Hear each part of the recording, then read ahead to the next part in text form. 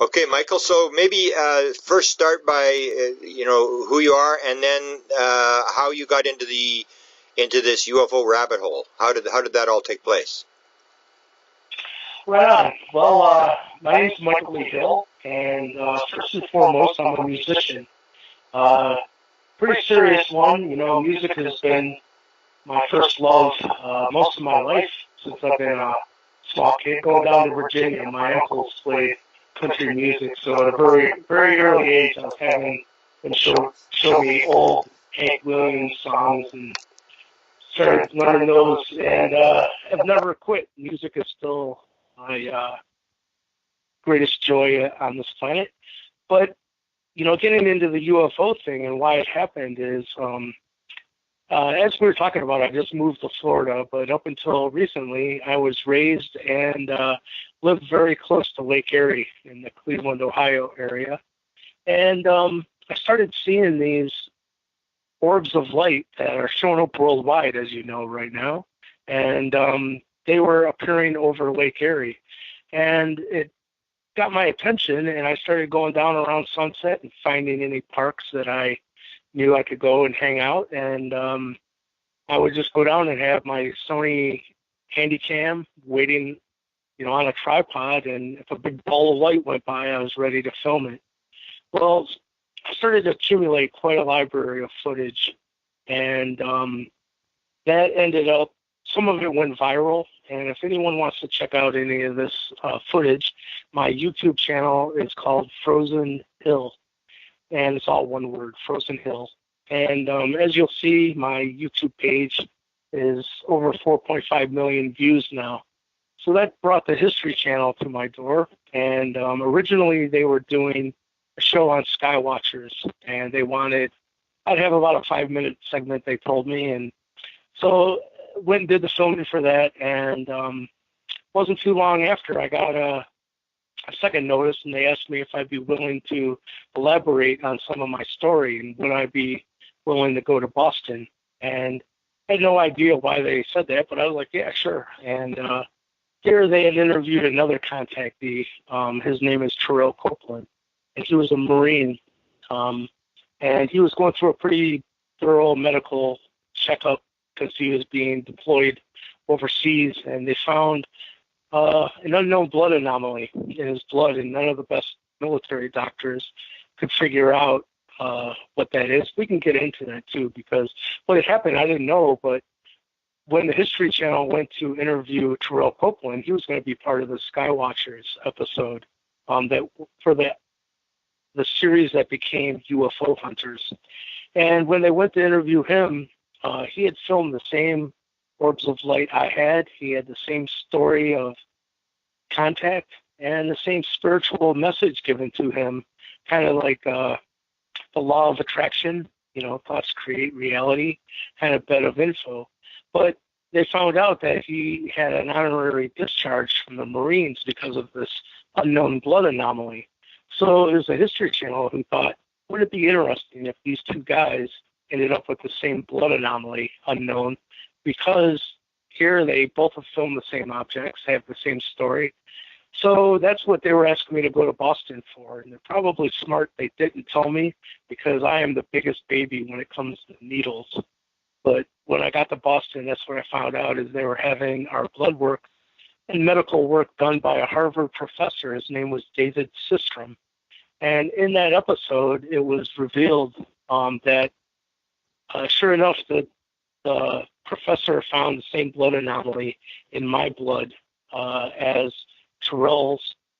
And they pretty much didn't have anything to tell me. They said, yep, you have the same condition as well. We don't know what it is, and your plane's waiting for you. And I was like, wait a minute, man, this isn't a TV show anymore. What are you talking about?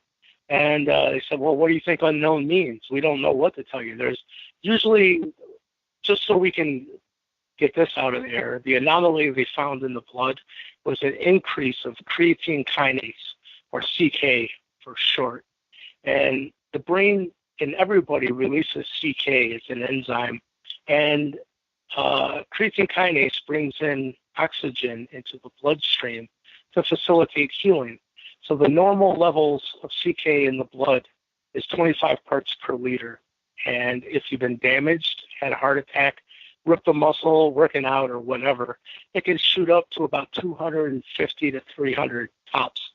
And that's because it's bringing more oxygen, which I found out later on down the line. The more oxygen in your blood equates to how much electrical capacity you're holding on a cellular level, chi or prana or life force, however you want to look at it. So if the normal levels were 25 parts per liter of blood, what they found in my blood was 2,100. So, and Troll's was almost identical to mine, being the levels being 2,100. But they couldn't find any medical reason whatsoever. He said if he had to make a guess, that he would guess that it was some kind of unknown virus that was tricking the brain into releasing massive amounts of creatine kinase.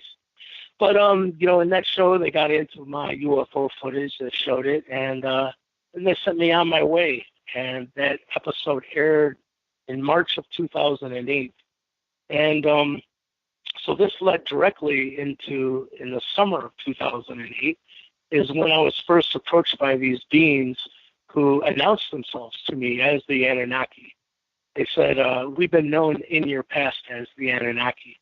By the way, they said that's our word for them. That's not what they call themselves. They said, we call their planet Nibiru, which is the planet of the crossing. But they call it the Sa'ami, 3 syllables. And then the people of the Sa'ami are the Sa'amai, and the Sa'amai translated to Western English is Sam. So as I think you know, further down the timeline, we'll get into me being contacted by the NSA reverse engineering group. And those people, when you deal with them, if they're talking about the Anunnaki, they call them Sam. So that's the beginning of this, is me seeing these UFOs come up out of Lake Erie, go into Lake Erie, flying all around Lake Erie, the footage going viral, the UFO hunters, people getting in contact with me. And that led to actual meeting the Anunnaki. They said, we want to talk to you about this blood anomaly that was released on the History Channel because it's an indicator of our hybrid bloodline on this planet, which is known as the Nephilim in the Bible, which in the Bible it said that was the hybrid bloodline of the Elohim and the human here. Elohim is Anunnaki. So that leads us up to,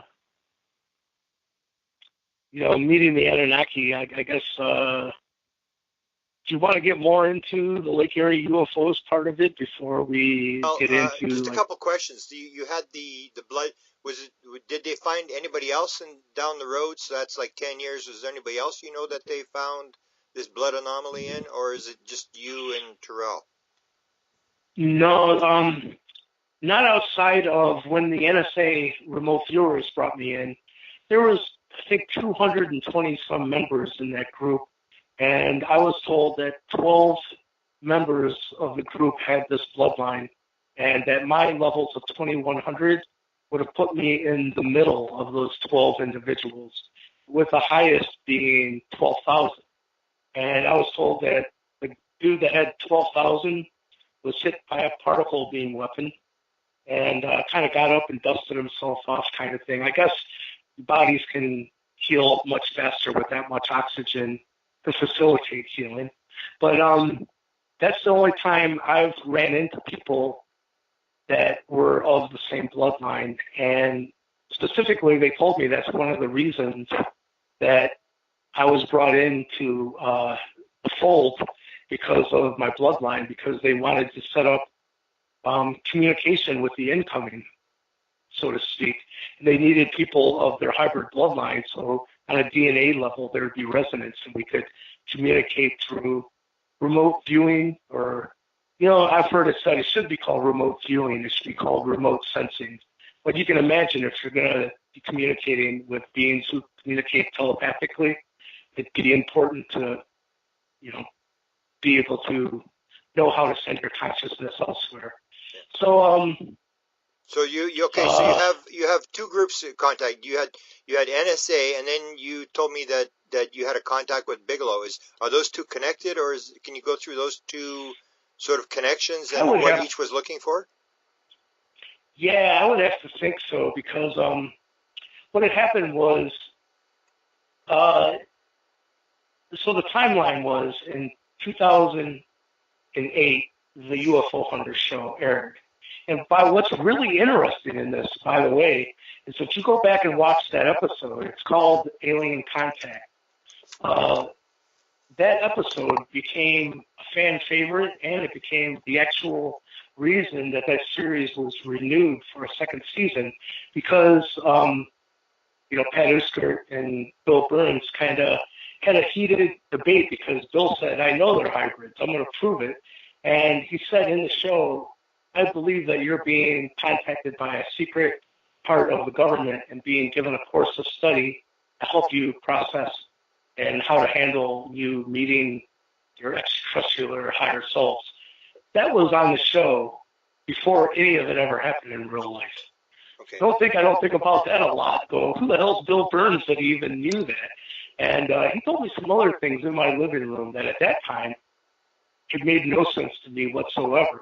Being who he is, he said, "Michael, I'm really in an envious position of you and the role that you'll have in the future between them and us." I was like, what the hell is this dude even talking about? But sure enough, he knew what he was talking about because it's all come to pass. But so in 2008, I started working with them, and it was all about learning. They call it new life physics, and it's truly the best quantum physicists of this time who understand how light and sound create our physical reality, and the new physics behind it. A lot of quantum physics in it as well. Um, but that all escalated to me being given a course of study, and I've begun releasing all this information too for free to everybody. I created a Facebook group called The Writings of A.R. Borden. He was the head of that group, and we became really dear friends. He became like a father figure to me because, as Bill Burns said, this was the group that was giving me information on how to process what I was experiencing. And so this all escalated to 2012, and a couple things had happened then, and through the being taught of these sending your consciousness elsewhere, we were taught, well, I'm going to have to back up. There was a 7-member team formed. There was 6 members of groups of 2. So I had a partner, another person had a partner, and another person had a partner. The 7th was A.R. Borden himself, the head of the NSA. These are the people that Philip Corso would have went to get this reverse engineered technology. So they had taught all of us how to recognize each other's energetic signatures on a non-physical platform, they said. And once they got a handshake, they called it, which, that they knew that it was legit. I could tell you how we learned each other's energetic signatures is we had to spend a lot of time getting to know each other. I spent a lot of hours on the phone with my partner, learning everything about him, looking through photographs of him. So we'd be familiar with his energy. And then we got to the point where we could recognize it even in a non-physical, like a deep state of meditation, and we would all meet somewhere. And then after that, the next phase with the NSA group was that then they seen if we had contact with the incoming and got a handshake there with, the extraterrestrial component. And what they said was happening and why we're doing this is all pieces of this information was pointing towards a doom and gloom ending to this human saga when Nibiru came through, because it said that it comes through every 3,600 years. And I think you know this, but in 2016, the reality of this planet was actually released to the public. All over the news, mass media, scientists revealed that they found Planet X, and they know it has to exist because of other anomalies in the other planets' orbits. And so Yep. go out and Google, Planet X found 2016. But it was asking them for help in this, to change it into a better timeline, because not only was Nibiru, the effects of it supposed to be happening, but I don't know if you're familiar with this topic called the galactic superwave, but it's this huge gamma ray that's released from this huge black hole. And now we know every galaxy has a black hole in the middle, but they say nothing can escape, but every once in a while, in the middle of galaxy, this massive explosion of energy is emitted from. And that wave has been traveling through our galaxy for a very long time. It just was said, that it would be here in December of 2012. So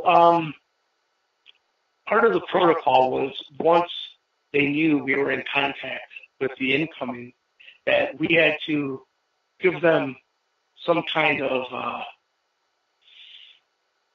we had to give them our own solution. We couldn't just ask them to do it for us. We had to say, here's what we see as a problem. Here's what we think is a solution.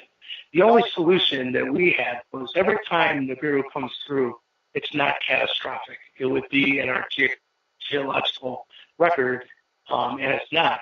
So they said, what makes the difference then between a survivable transit and a non-survivable transit?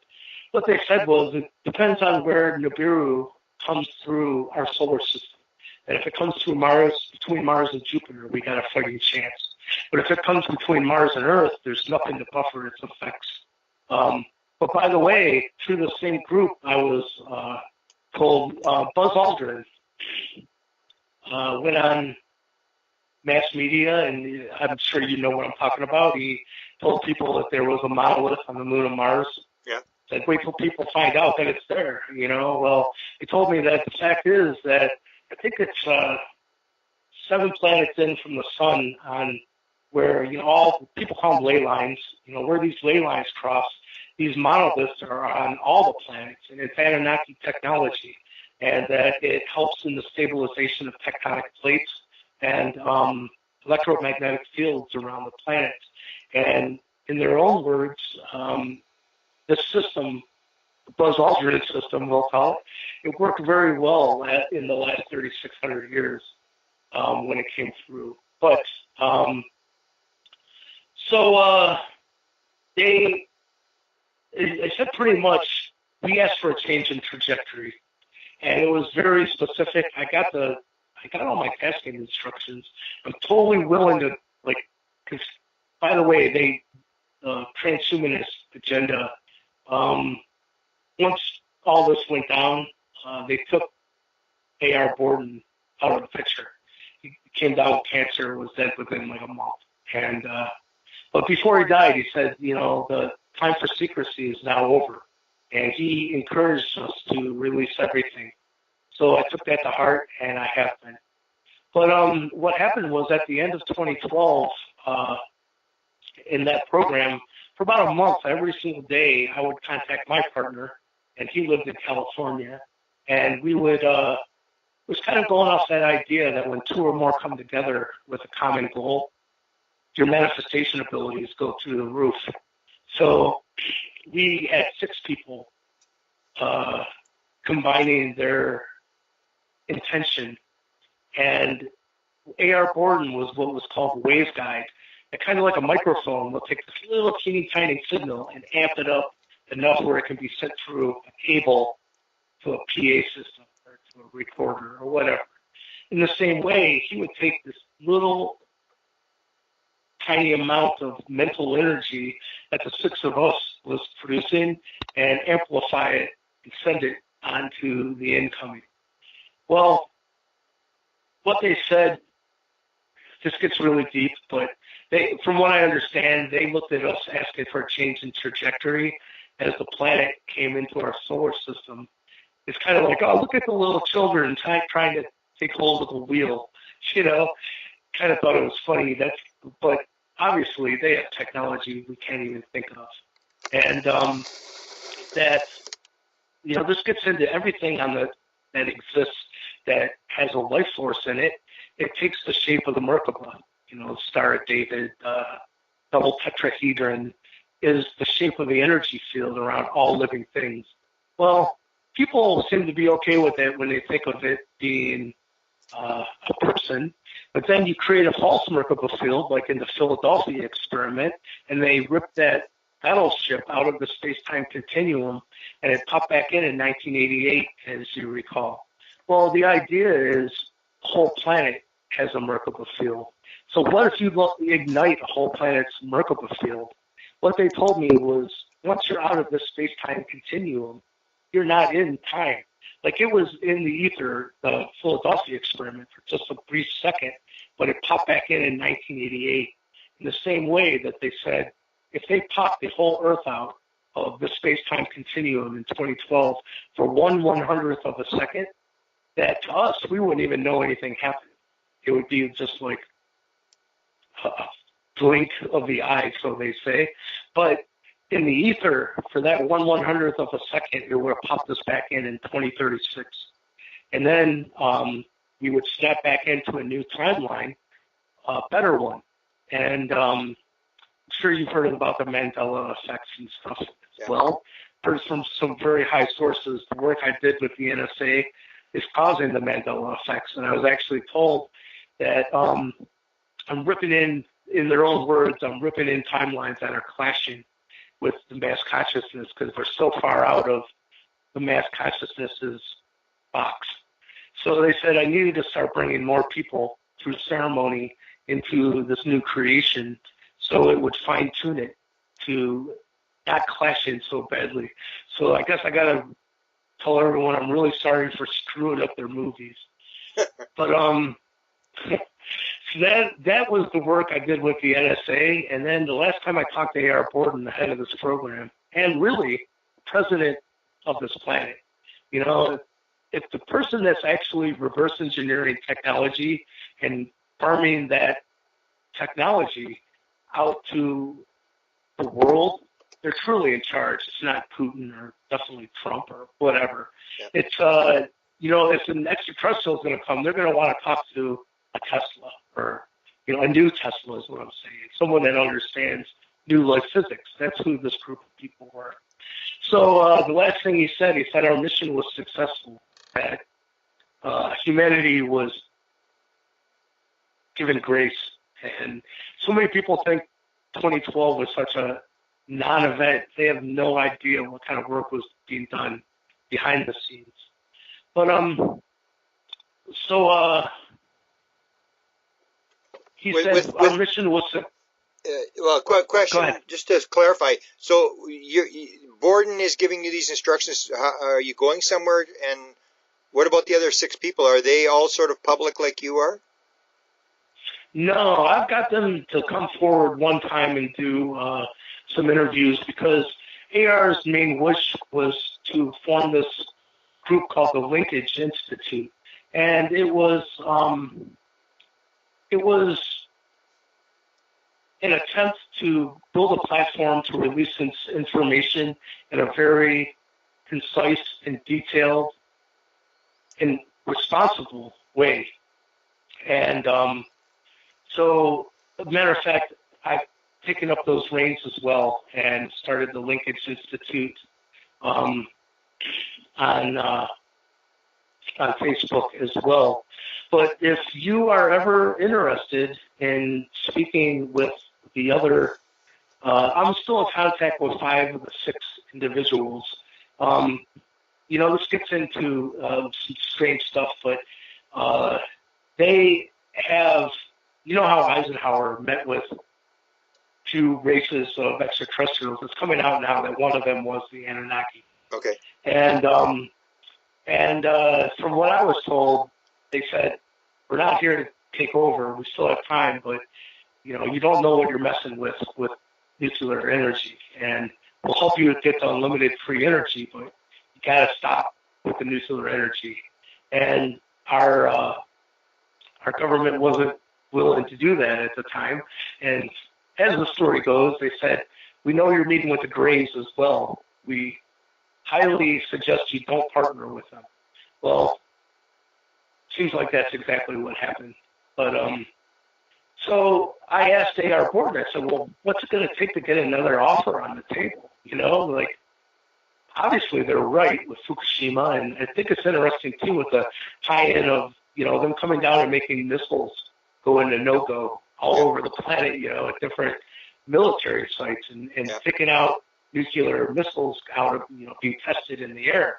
It's like them over and over going, you don't know what you're doing, you don't know what you're doing. But I asked him, what's it going to take to get another offer on the table from them to help us? He said, well, what makes you think we didn't go into behind-the-scenes technology transfer programs, they're called PTPs, right then and there? He said, where do you think LERM and LERM is light-encoded reality matrix, and it's manifesting something from nothing. It's the actual ability to visualization. You know how they came about this, by the way, is Tibetan monks. If you look into a subject called Pulpas, Tulpa, Tibetan monks will meditate on a revered thought form of a deceased monk, and sooner or later that monk will appear in the physical with a full functioning consciousness. And it's not like it's illusionary, it's others can see it and perceive it as well. Well, the NSA thought, well, why don't we make it into a science? If one person can do it, anyone can do it. So that was the beginning of this light-encoded reality matrix. Another one was ENS, which is electrical neural sensing, which, if you can even imagine this, Anunnaki-assisted remote viewing. And, like, you know, for most remote viewing, for most even extraterrestrial cultures, you're in observer mode. You know, you don't get to go back and change anything because the effects on other timeline ripples is so magnificent that it's so hard to be able to go back in time and change something and know that it won't affect everything horribly. You know what I'm saying? Yeah. So he said, where do you think this stuff came from? You know, we've been working with the Anunnaki in these reverse engineering programs since the 1950s. And he said the group that actually does the work is called the ACIO, and that is the Alien Contact Interface Organization of the NSA. But then there's a more secretive faction of the ACIO, just like you got Lockheed Martin and you got Skunk Works, you know? Yeah. But for the ACIO, the most secretive division is called the Labyrinth Group, and that's where there's actual extraterrestrials on the ground, feet on the surface in underground bases, working on extra, technology transfer programs here. So he said we've been working with the Anunnaki since the 50s anyhow, and in the Labyrinth Group, there's a council of 12 of the Anunnaki. Well, most of them are Anunnaki. I found out at the end that all of them are not Anunnaki. But that's called the Labyrinth Group. So getting back to what work was done, this was really fascinating because he said, you know, our mission was successful, but we pissed off the wrong people. You know, the people behind the Georgia Guidestones, it's written in stone right there, keep humanity under 500 million. That's a hell of a genocide, you know? Yeah. And that they wanted these earth changes to happen in 2012. And we threw a giant monkey wrench into their works. And, for instance, if you remember, there was Hurricane Sandy coming into New York. Yeah. And the team was given, and I have these tasking instructions. I could get them to you. It's not like I couldn't make this shit up if I tried. Excuse my language. But they said, listen, we know that you are not weathermen, but we're going to give you an ebook and tasking instructions that have the most accurate, up-to-date weather conditions on this Hurricane Sandy from our satellites, all the best sources. All we need for you to do is lay your eyes on it. That they will be looking through your eyes. They will know what to do with the data. You don't know. You don't have to know what to do with the data. All we need you to do is just read every word, put your eyes on the data, and as we were doing that mission, people don't even recall this because we stopped it, but there was an earthquake on the left side of the United States, and it created, it was called Earthquake Charlotte. It was Hurricane Sandy on the right side, and Earthquake Charlotte on the left side that created a tsunami coming into Hawaii. And, tsunami buoys don't lie. There's a 20-foot wall of water heading for Hawaii. They knew they had time. It was like 4 hours until it reached Hawaii. So they got everyone live on the news to go to higher ground, and they awaited this 20-foot wall of water to hit Hawaii. Well, I used the exact same group and methods to bring in a different timeline. And as you know, both storms or earth events had all the energy taken out of them. It happened again in Florida, by the way. And big part of why I'm here too is what's here. But if you recall, no one's even asking, but me and the team members got a lot of people together to implement the same thing we did in 2012 with Hurricane Sandy. As the hurricane came into Florida, all of a sudden, the oceans receded. Like, the ocean disappeared. It just went out to sea. And then everyone was scared. They're like, well, it's going to come back and it's going to flood everything. It never came back. And if there's no water, it reduced the severity of the hurricane, like, instantly. And it could have been so much worse. But I think these are really good lessons going into the future to know that we have the ability to change weather. We can be weather composers ourselves, and